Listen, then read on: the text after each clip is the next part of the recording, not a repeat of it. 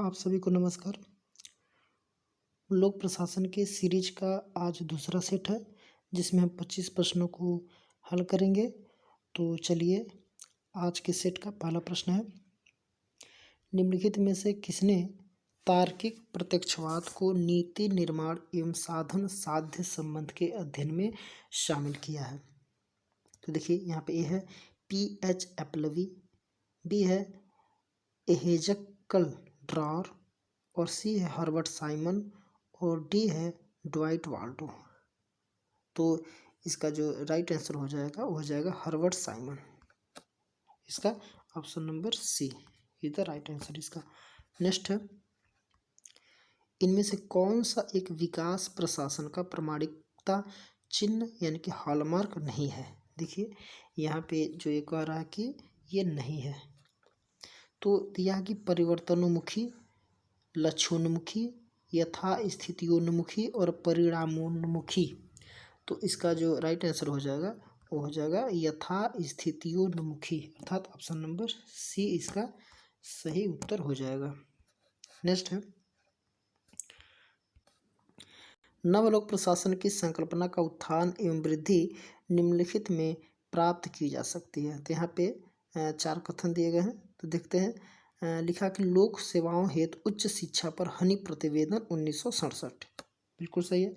मिन्नोब्रुक सम्मेलन सेकंड जो है 1988, तो ये नहीं हो पाएगा। 1988 में लोक प्रशासन के सिद्धांत एवं व्यवहार पर फिलाडेल्फिया सम्मेलन, बिल्कुल सही है। फिर है कि public administration in A time of turbulence 1971, अशांति काल में लोक प्रशासन इसको बोला जाता है, तो ये भी सही हो जाएगा। तो यहाँ पे 1, 3 और 4 इसका विकल्प बनेगा। तो देखते हैं सही जो विकल्पों में से सही उत्तर जो चुनिए कह रहा है। तो यहाँ पे 1, 3 और 4, तो यहाँ पे राइट आंसर जो हो जाएगा ऑप्शन नंबर डी इसका सही उत्तर हो जाएगा। नेक्स्ट है, स्पॉइल सिस्टम शब्द किस पर प्रयुक्त होता है? देखिए, यहाँ पे स्पॉइल सिस्टम की चर्चा कर रहा है और यह किस पर प्रयुक्त होता है? तो यहाँ पे है अभिरक्षक नौकरशाही, फिर दिया है कि जातीय नौकरशाही, फिर दिया संरक्षक नौकरशाही, फिर दिया योग्यता नौकरशाही। तो यहाँ पे जो इसका उत्तर हो जाएगा संरक्षक नौकरशाही, इसका राइट आंसर हो जाएगा। नेक्स्ट है, देखिए करा कि निम्नलिखित में से कौन सा विचार या सिद्धांत चेस्टर बर्नार्ड द्वारा प्रदान किया गया है? तो यहाँ पे है पहला, प्राधिकार का स्वीकृत सिद्धांत एवं उदासीनता, तो ये सही है बिल्कुल। फिर दिया कि अभिधान संतुष्टि साम्य, ये भी सही हो जाएगा। फिर दिया कार्यपालिका के प्रकार, ये भी सही हो जाएगा। अनुबद्ध तर्क संगतता, ये नहीं होगा। तो यहाँ पे 1, 2 और 3, तो नीचे दिए गए विकल्पों में से सही उत्तर को चुनना है। तो यहाँ पे 1, 2 और 3, यहाँ पे ऑप्शन नंबर हो जाएगा बी, इसका राइट आंसर हो जाएगा ऑप्शन नंबर बी, इसका राइट आंसर। नेक्स्ट है, यहाँ पे सुमेलित करना दिया गया है, सूची 1 को सूची 2 से सुमेलित करना है। सूची 1 में जो दिया है क्रम विकास की अवस्थाएं, फिर सेकंड में जो सूची में दिया है वो अवधि है। तो यहाँ पे ए है प्रशासन के सिद्धांत, तो यहाँ पे प्रशासन के सिद्धांत जो है 1927 से 1937 तक, ये हो जाएगा चौथा। फिर ये चुनौतियों का काल, तो चुनौतियों का काल जो है वो हो जाएगा 1938 से 1947। फिर दिया कि राजनीति प्रशासन द्विभाजन, यानी कि राजनीति विज्ञान को द्विभाजक में विभाजित जब हुआ था तो वो हो जाएगा 1887 से 1926 में। फिर दिया कि पहचान का संकट 1948 से 1970 तक। तो यहाँ पे जो बन रहा है 1 का 4, बी का 1, सी का 3 और डी का 2। तो यहाँ पे देखते हैं नेक्स्ट में इसका जो विकल्प में से कौन सा उत्तर सही हो जाएगा। तो यहाँ पे होगा पहले का 1 का 4, बी का 1, सी का 3 और डी का 2। तो यहाँ पे जो राइट आंसर होगा वो हो जाएगा ऑप्शन नंबर बी, इसका सही उत्तर। नेक्स्ट है, अभिकथन है, दिया कि अभिकथन ए है और दूसरा उसका कारण है जो आर। तो देखते हैं, अभिकथन सही है, कारण भी सही है, दोनों का तर्क दे भी रहा है।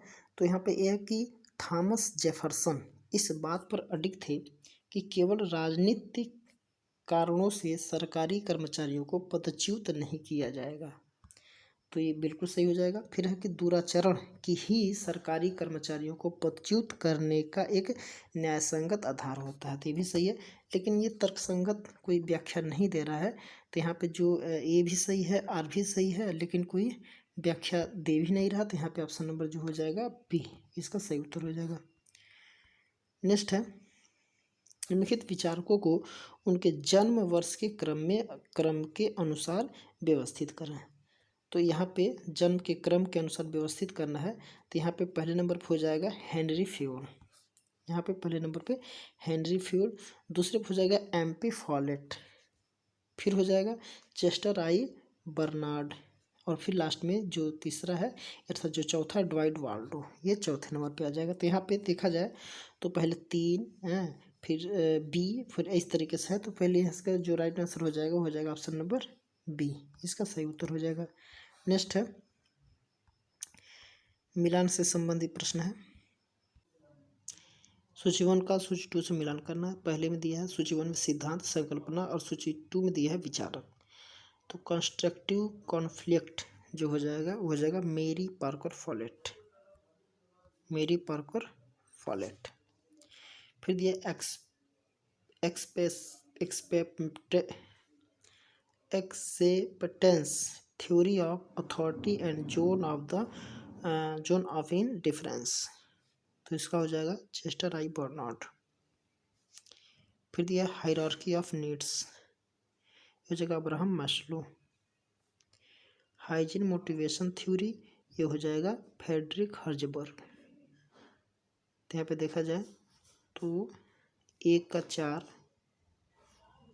1 का 4, फिर B का 3, फिर C का 2 और D का 1 यहाँ पे हो जाएगा। तो यहाँ पे हो जाएगा ऑप्शन नंबर बी, इसका सही उत्तर हो जाएगा। नेक्स्ट है,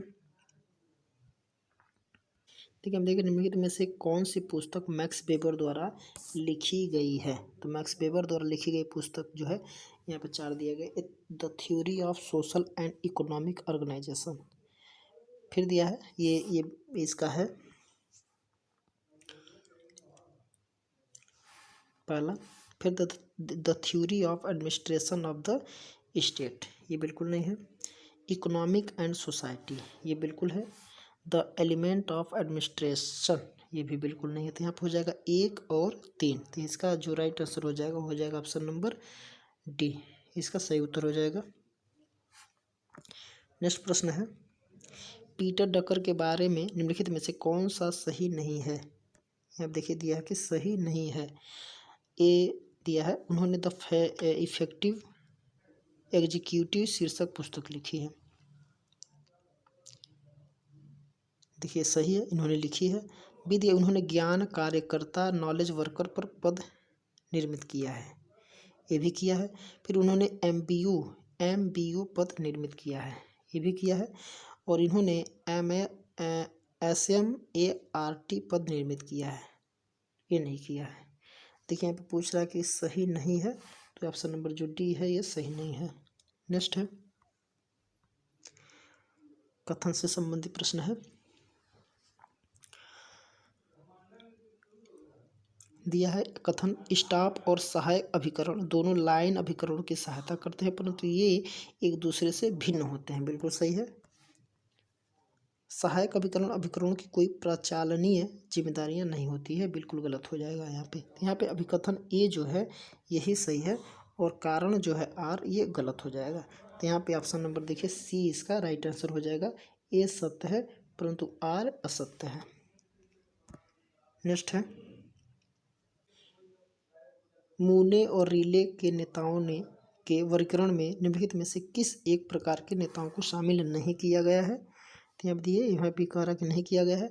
ए है औपचारिक नेता, बी है उपाधिकारी नेता, नियंत्रक है, अच्छे आयोजक है। तो यहाँ पे जो औपचारिक नेता है ये इसका सही उत्तर हो जाएगा, ठीक है। तो औपचारिक नेता मूने और रिले के नेताओं के वर्गीकरण में तो जो औपचारिक नेता हैं एक प्रकार के नेताओं को शामिल नहीं किया गया है, ये औपचारिक नेता होते हैं। नेक्स्ट है, निम्नलिखित में से किस सिद्धांत के लिए फ्रेडरिक हर्जबर्ग को जाना जाता है। फ्रेडरिक हर्ज़बर्ग को किस लिए जाना जाता है? तो मानव संबंध सिद्धांत, नौकरशाही सिद्धांत, नेतृत्व सिद्धांत, अभिप्रेरणा सिद्धांत। तो इसका जो उत्तर हो जाएगा अभिप्रेरणा सिद्धांत। तो अभिप्रेरणा सिद्धांत में फ्रेडरिक हर्ज़बर्ग को जाना जाता है, मोटिवेशन थ्योरी से बोला जाता है। नेक्स्ट है,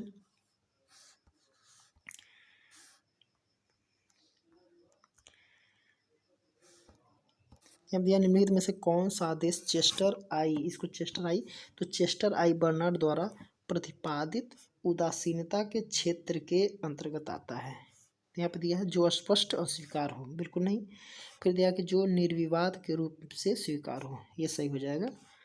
इसका right answer option number B ही हो जाएगा, बाकी सी और डी उसको बिल्कुल नहीं होंगे। नेक्स्ट है, द्वंद्व कोई युद्ध नहीं है बल्कि वह केवल अंतर का दिखाई पड़ना है। मतांतर हितों का अंतर न केवल मालिक और कर्मचारी के बीच बल्कि प्रबंधकों के बीच भी, निदेशकों के बीच भी, या जहाँ कहीं अंतर दिखाई पड़ते हैं, यह किसका कथन है? तो ये कथन हो जाएगा चेस्टर आई बर्नार्ड, रैंसिस लिकर्ट और मेरी पी फॉर्केट और डगलस मैकग्रेगर। तो इसका जो राइट आंसर हो जाएगा मेरी पार्कर फॉलेट। तो इसका उत्तर हो जाएगा option number C, Mary Parker Follett. Next है,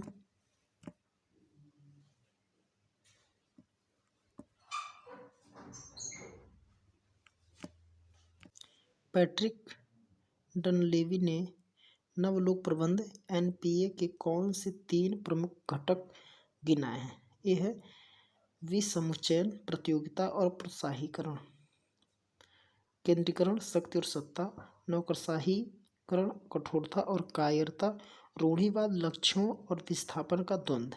तो यहाँ पे जो उत्तर हो जाएगा विसमुच्चयन, प्रतियोगिता और प्रोत्साहीकरण। इसका राइट आंसर हो जाएगा option number A, option number A इसका सही उत्तर हो जाएगा। नेक्स्ट है, भारत सरकार के थिंक टैंक, भारत सरकार के जो थिंक टैंक के रूप में कार्य करने के लिए भारतीय लोक प्रशासन संस्थान की स्थापना किस वर्ष की गई? थिंक टैंक को के रूप में कार्य करने के लिए भारतीय लोक प्रशासन संस्थान की स्थापना किस वर्ष की गई थी? तो इसका जो राइट आंसर हो जाएगा, देखिए जनवरी 1950, फरवरी 1951, अप्रैल 1953 और मार्च 1954। तो इसका जो राइट आंसर हो जाएगा मार्च 1954, इसका सही उत्तर हो जाएगा। नेक्स्ट है, निम्नलिखित समितियों में किसे सिविल सेवा परीक्षा व्यवस्था समीक्षा हेतु नियुक्त किया गया? अब देखिए निम्नलिखित समितियों, कुछ समिति दी गई है नीचे, उनमें से किसे जो है सिविल सेवा परीक्षा व्यवस्था की समीक्षा हेतु नियुक्त किया गया था? तो दिया है संस्थानम समिति, अशोक मेहता समिति, सतीश चंद्र समिति, LM सिंघवी समिति। तो यहाँ पे जो इसका राइट आंसर हो जाएगा सतीश चंद्र समिति, सतीश चंद्र समिति, ऑप्शन नंबर सी इसका राइट आंसर हो जाएगा। नेक्स्ट है, दिया अंतर्राष्ट्रीय राजनय के प्रति नव दृष्टिकोण से संबंधित विल्सन के 14 सूत्र में इनमें से कौन से पहलू हैं? देखिए यहाँ पे अंतर्राष्ट्रीय राजनय से संबंधित 14 सूत्र दिए थे। ये जो विल्सन ने 14 सूत्र दिए थे 1919 में जो पेरिस शांति सम्मेलन के तहत जो वर्साई की संधि हुई थी, उसी संधि के समय इन्होंने 14 सूत्र दिया था। और विल्सन जो है उसका नाम था पूरा वुडरो विल्सन। ये तत्काल के समय में अमेरिका के राष्ट्रपति थे और लोक प्रशासन के जनक के रूप में इसे जाना जाता है। तो यहाँ पर दिया है पहला, व्यापार के लिए आर्थिक रोक लगाई जाए, बिल्कुल नहीं। पुलिस राज्य को समुद्र तक निर्बाध प्रदेश दिया जाए, बिल्कुल नहीं। शांति की खुली संविदा जिन तक खुलकर विचार पहुंचा जाए, ये बिल्कुल है। और फिर सभी उपनिवेशी दावों का मुक्त खुले दिमाग से और निष्पक्ष समायोजन, बिल्कुल है। ये युद्ध के ये विपरीत थे। तो यहाँ पे 3 और 4 इसका राइट आंसर हो जाएगा। तो यहाँ पे 3 और 4 देखते हैं कूट में, 3 और 4 इसका ऑप्शन नंबर सी इसका सही हो जाएगा, 3 और 4, विकल्प सी इसका राइट आंसर हो जाएगा। नेक्स्ट है, दिया निम्नलिखित में से कौन सी फ्रेडरिक डब्ल्यू टेलर की मौलिक रचना है? देखिए FW टेलर की जो मौलिक रचना है वो है piece rate system, art of cutting metals, constructive conflicts और साफ मैनेजमेंट। तो यहाँ पे जो इसका राइट आंसर हो जाएगा वो हो जाएगा पहला पीस एंड रेट सिस्टम, फिर दिया आर्ट ऑफ कटिंग मेटल्स, फिर दिया सॉफ्ट मैनेजमेंट। तो यहाँ पे 1, 2 और 4 हो जाएगा। तो यहाँ पर राइट आंसर जो हो जाएगा वो हो जाएगा ऑप्शन नंबर सी, इसका सही उत्तर हो जाएगा। नेक्स्ट प्रश्न है एल्टन मेयो द्वारा लिखे गए हाथोर्न प्रयोग का सार निम्नलिखित में से किसमें है? तो पहला ग्रेट एल्यूमिनेशन एक्सपेरिमेंट, ठीक है, फिर art of cutting metals, human attitudes and sentiments और बैंक वायरिंग एक्सपेरिमेंट। तो यहाँ पे निम्नलिखित में से किन में है जो हाथों में प्रयोग का सार जो है? तो इसका जो राइट आंसर हो जाएगा देखिए ये भी सही हो जाएगा ए, फिर हो जाएगा ह्यूमन एटीट्यूड्स एंड सेंटिमेंट, ये भी हो जाएगा, और बैंक वायरिंग एक्सपेरिमेंट ये भी हो जाएगा। तो 3 जो है हाथोर्न प्रयोग से संबंधित प्रयोग किया गया था। तो इसमें जो उत्तर हो जाएगा हमारा 1, 3 और 4 अर्थात ऑप्शन नंबर सी, इसका सही उत्तर हो जाएगा। नेक्स्ट है निकोलस हेनरी के अनुसार निम्नलिखित में से कौन सा नवलोक प्रबंध है अर्थात एनपीएस के मौलिक ए हैं? तो यहाँ पे दिया है कि स्फूर्ति, एजिलिटी बिल्कुल सही, सतर्कता, जवाबदेही ये भी सही है, संबंधता, अनुकूलता ये भी सही है, सत्ता जो है ये इसका नहीं है। तो यहाँ पे 1, 2 और 3 इसका राइट आंसर हो जाएगा। तो यहाँ पे ऑप्शन नंबर सी इसका सही उत्तर हो जाएगा, ऑप्शन नंबर सी 1, 2 और 3। नेक्स्ट प्रश्न है ये मिलान से संबंधित प्रश्न है। देखिए यहाँ पे दिया सूची 1 फिर सूची 2 और सूची 1 को सूची 2 से मिलान करना है। तो यहाँ पे दिया फ्रेडरिक टेलर। तो जो फ्रेडरिक टेलर है ये हो जाएगा मेटल रिवॉल्यूशन, फ्रेडरिक टेलर जो है मेटल रिवॉल्यूशन। फिर दिया पीटर डकर जो है मैनेजमेंट बॉय ऑब्जेक्टिव्स। फिर दिया चेस्टर बर्नार्ड जो है फंक्शन ऑफ द एग्जीक्यूटिव। फिर दिया अब्राहम मैस्लो मोटिवेशन, यानी कि ये मोटिवेशन से संबंधित है। तो यहाँ पे जो हो जाएगा यहाँ पे जो हमारा बन रहा है वो हो जाएगा 1 का 2, फिर बी का 3, फिर सी का 1, फिर 4। तो यहाँ पे जो राइट आंसर बनेगा वो बन जाएगा हमारा ऑप्शन नंबर सी, इसका सही उत्तर हो जाएगा। नेक्स्ट प्रश्न है देखिए यहाँ पे बहुत ही महत्वपूर्ण प्रश्न है। प्रसिद्ध पर्वणि शब्द पोस्टकॉर्ब, प्रसिद्ध पर्वणि शब्द जो पोस्टकॉर्ब है ये किसका बताया हुआ है?